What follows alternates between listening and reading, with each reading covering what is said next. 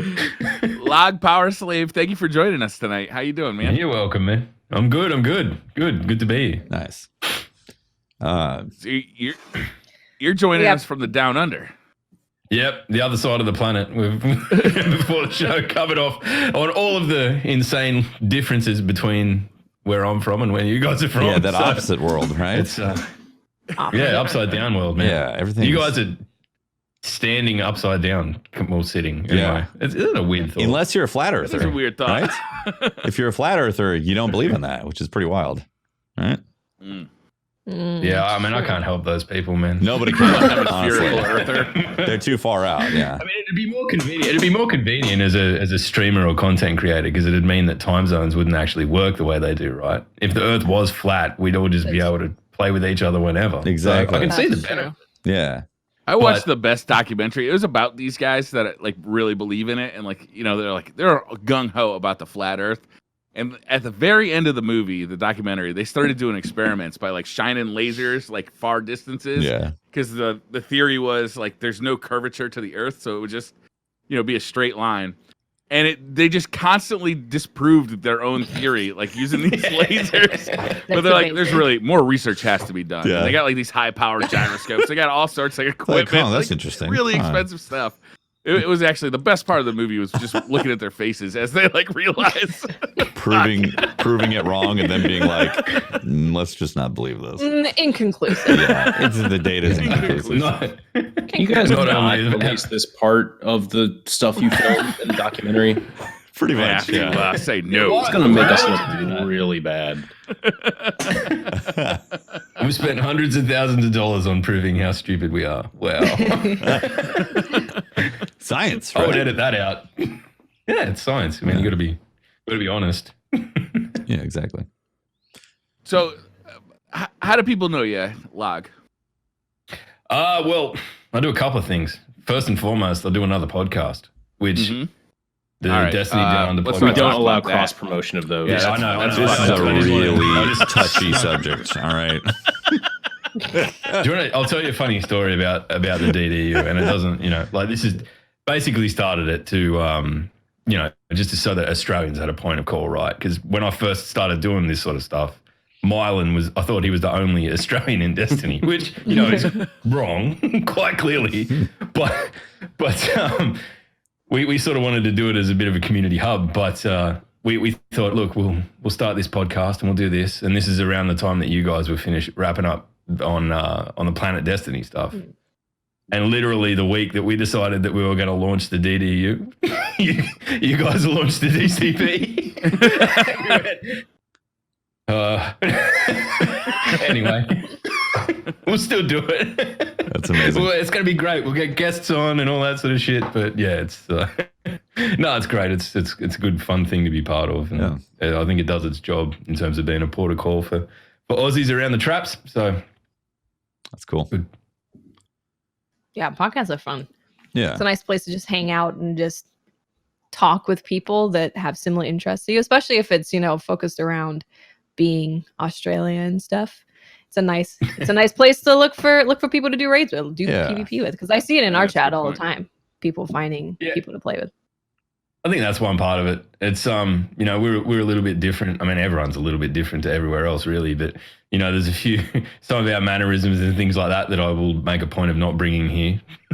there's a level of language that is probably not appropriate on any other podcast. Oh, you might be surprised. I believe you're supposed to be giving Briar a language lesson, so maybe we're bringing that to the podcast. Yeah. I wanted to learn how to swear in Australian effectively tonight. Yeah, okay. I'll do my best. But yeah, it's it's one of those things. It's just a little point of call, and it's a good routine thing, I think, too. It's just we get to digest what's going on in Destiny by talking about it with mates and whatnot, and can't do better than that. Yeah, absolutely. That's actually pretty important to me. It's part of adulthood means that friendships can be harder to maintain because family and jobs and stuff get in the way. But what a podcast kind of lets you do is have an appointment with your friends. Yeah. Right. Yeah. Every Thursday night, we're going to get together and we're going to bullshit for, it used to be an hour. Now it's then it was 2 hours, now it's 3 It's hours. crazy. Yeah. When you add in That's pre and post show ass Right. grabbing, it's like 4 hours of just. The ass grabbing is my favorite part, Holtz. I've noticed. That's what this is about, isn't it? It's just an excuse to ass grab. That's it. That's There you right.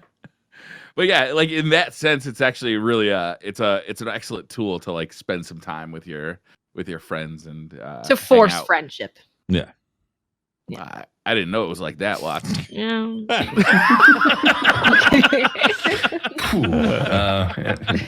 Awkward. It is one of those things. I think our podcast is a little bit the same in that I just still don't understand why Mylan puts up with that shit. Really, 2/3 of our Mylan's like content me. is Mylan's me on your podcast. All right. just 2/3 of our content is just ribbing him about law or have you been outside this week, Matt? And like garbage. I knew there was a reason like Mylan and I just like connected, aside that the very first thing that he did for me when he came to the US for like the community summit, and he's like, Holtz, I brought you magic cards. I'm like, fucking sweet. Wow. Did you hear the Instant backstory to that? connection. Yeah, he basically he like got stopped at the customs there like multiple times. I think he missed his flight and had to get another one due Oh, to boy. bringing me the magic cards. Wow. Like, did the foil wrappers like set something off or something? No, it was just a box full of magic cards, and it looks like plastic explosives because it's tightly packed shit. Ah. Wow. Yeah. So Customs Me and do not Tefty like went to the- magic cards. me and Tefty went to the Borderlands event, and we just got back. But one of the things they Brag gave about us were these plastic masks Yes. that are like in the shape. I wish I had one. I should have brought it with me, but it's a Yeah, the it's a Borderlands mask in the mask. shape of like the Borderlands mascot. There were questions asked. My bag got opened up and searched. Don't put that in your carry-on, man. You gotta be careful. There's terrorists these days packing magic cards in Borderlands.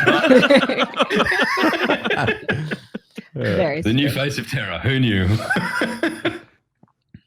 So you're also known for music, right? Yeah, well, I mean, sort of coming out of the back of the podcast, I love doing that, but I also wanted to do my own thing, and I realized that I'm not actually good at Destiny in any capacity. Like, I'm pretty average at just about everything, so I thought I'll just pinch a skill that I've learned in other aspects of my life and just start making parody songs, and like I'm about that. I like making people laugh. That's really all I'm here for. So to be able to do that and find sort of an outlet that marries up Destiny and music and getting better at sort of the production side of things, which is something that I'm new to, but I've got Nick who whips me and tells me all the things I'm doing wrong, which is wonderful. Nice. Yep. So I we're felt the slowly lash getting of that there. whip. Yeah, it's considerable. A long range whipping. But he always phrases it really nice, like, you need to consider this. Not like, this bit is shit. Maybe you should think about changing this log.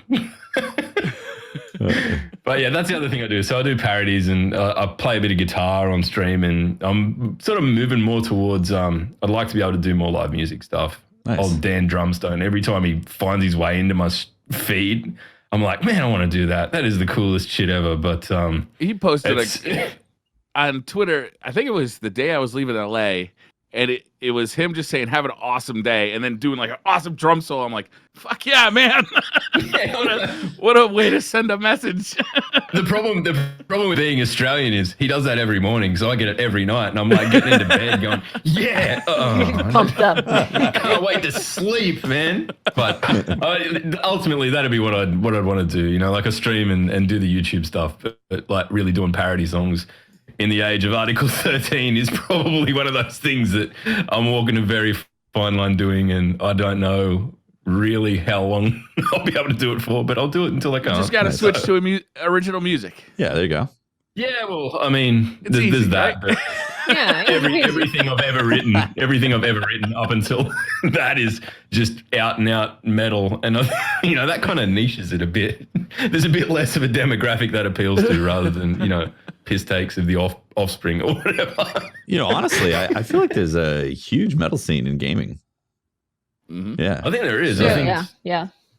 From the what other I've thing seen. that I've noticed is that there's like metal, and there's this weird like metal, and then metal people who want to chill out, listen to synthwave and gaming. Yeah. There's like this triangle of I don't know what that's about, but I mean I love all of it. So Yeah, I did a little research on that actually. It's roots of it being 80s nostalgia. So that the synthwave has the 80s nostalgia, but they want to listen to something new, obviously. So that combined with metal elements, it creates this like interesting synergy that's happened with synthwave and metal. And like Dance with the Dead is one of a great hybrid of those coming together. Oh, dude, love that. Yeah. It's really fascinating, honestly. So it's one what of those was your things that start? I'm sorry. Go ahead. I was just going to say, it's one of those things that I've dabbled in, like writing. But I'm at the point of like, I am well outside of my box here. So I've got what I really need to do is just record something and then send it to Nick, and he'll tell me what I've done wrong. And then I'll be able to put it out. So yeah, that'll be fun.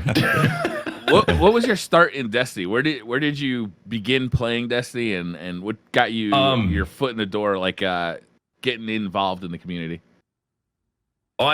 I played Halo, like that's as we were talking about before the show. I came from the Halo side of the thing. Like I still think Reach is probably the best story game I've ever played in that respect. But really, for me, I didn't intend on doing all of this sort of stuff. I started a clan, and I started Terra Australis, which is still going today and is on every platform and whatnot. But I kind of got about the time that we were doing Crota, and like this will sound really fucking naive, but I didn't even know what streaming was.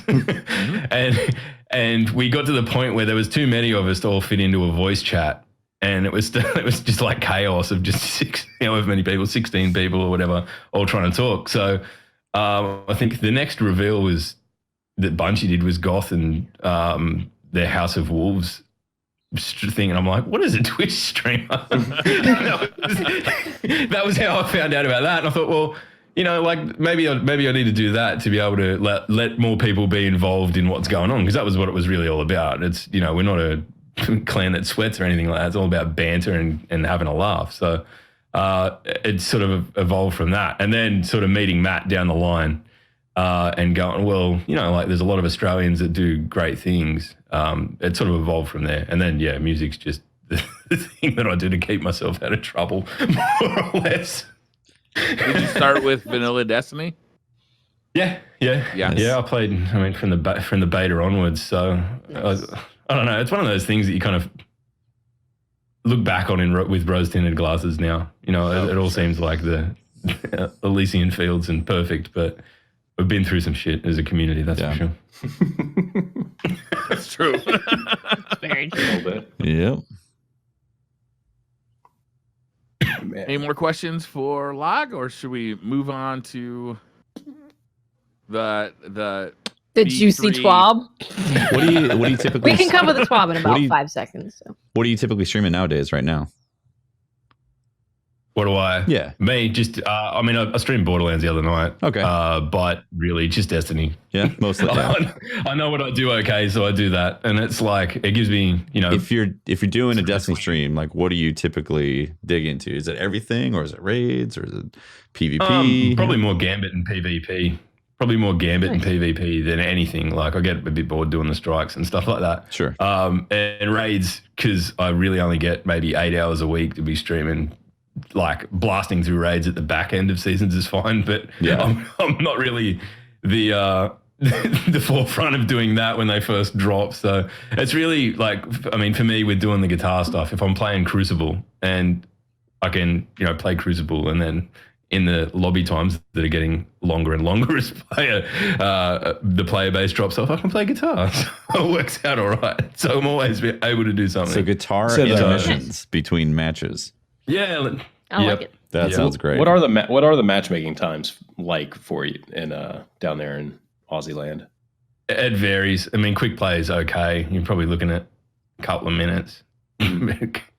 Comp is another beast entirely. A couple of minutes for quick play? Yeah, I mean, I don't know. Wow. I'd have to look at it. Yeah.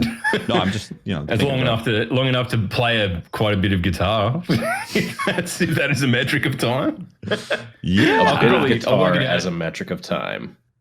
I'll work it out in bars and I'll get back to you, Teft. We'll figure it out. Yeah. It's like a 4/4 fast tempo time, about song, 134 bars. It really depends on when you're on, but I mean, peak time it's still not that bad down here. I mean, I play on PC, so there's still, I think, a pretty solid rusted on community that is always playing, especially over weekend and things like that. But once it gets towards late night in Australia, it really, you either see terrible connections because we're connecting to the States or wherever else, or really long wait times. So that's just where it is at the moment. How is the internet nowadays in 2019 for Australia? It's actually good. Yeah. I think, I mean, it still cops a lot of shit, but I think that's by virtue of distance.